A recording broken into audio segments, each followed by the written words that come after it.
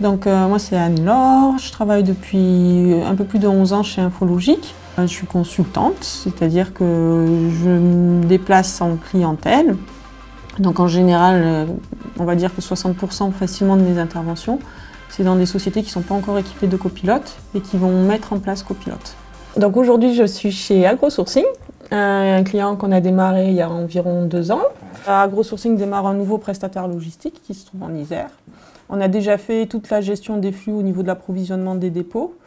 On leur a envoyé aussi le flux des commandes à préparer pour les clients. Donc aujourd'hui, le but, c'est d'intégrer le message retour du prestataire logistique pour transformer toutes nos commandes en BL et pouvoir les facturer. Là, on voit qu'on en a reçu pas mal hier. C'est de l'EDI. Si je regarde le fichier, c'est ce qu'on appelle soit un retour de poids, soit un avis d'expédition, où on a, pour chaque commande préparée, les lots qui ont été expédiés, les quantités, ce genre de choses. Je pense qu'il faut être assez bien organisé, être pédagogue aussi, patient, et il faut savoir aussi savoir dire non. Parce que le client, des fois, on veut toujours un peu plus. On a un chantier avec un certain nombre de jours.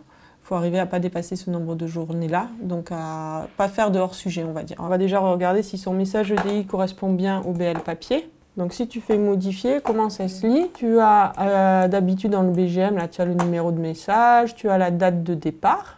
SU supplier, c'est le fournisseur, ça doit être toi. DP ouais, deliver point, c'est ton client normalement. Mais donc il te dit dans cette palette-là, elle a tel code SSCC. Ça c'est le fameux numéro de l'identifiant unique de ta palette. Et il te dit dans cette palette-là, voilà ce que j'ai. Je pense qu'on ne peut pas réussir un dossier tout seul. Donc il faut à la fois que l'équipe Infologique effectivement soit compétente, mais il faut aussi qu'en face, notre client s'investisse. Parce que si le client ne s'investit pas, on ne peut pas réussir la mise en place de copilote tout seul. C'est vraiment un travail d'équipe entre le client, d'autres prestataires éventuels et nous. Alors là, on a une belle erreur. Aucun lot existant pour le produit 45. Ah ouais, non, mais ça, La problématique, c'est qu'au début, Jamais n'a pas réceptionné avec nos messages EDI, puisqu'il avait un problème, je crois, dans son système. Donc ils ont fait des saisies manuelles. Le problème de la saisie manuelle, c'est que la personne elle a dû mettre un espace et nous, il n'y a pas d'espace. On lui envoie un message. Pour qu'il sache ce qu'il va réceptionner, il faut qu'il utilise ce message-là pour intégrer la réception dans son système. Et des erreurs comme ça, de numéro de lot avec un espace ou un caractère en plus ou en moins, ça devrait plus se produire. Notre BLI, il est là. Donc on voit bien qu'on n'a pas créé un nouveau lot ou quoi que ce soit dans Copilote, qu'on est resté sur le bon lot. On l'a dans Traça, donc a priori, tout est OK. On est prêt pour facturer ce client-là ce soir.